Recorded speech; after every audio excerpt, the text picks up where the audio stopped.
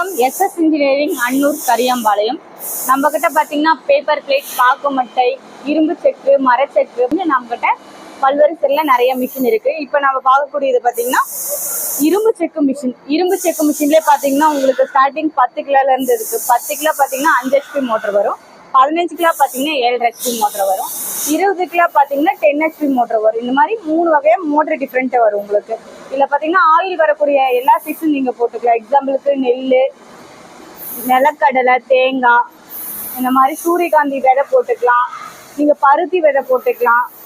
இந்த மாதிரி நீங்க ஆயில் வரக்கூடிய எல்லா சீஸும் போட்டுக்கலாம். உங்களுக்கு ஆயில் அவுட்புட் பாத்தீங்கன்னா 55 to 60% வரையும் இரும்பு செக்ல கிடைக்கும்.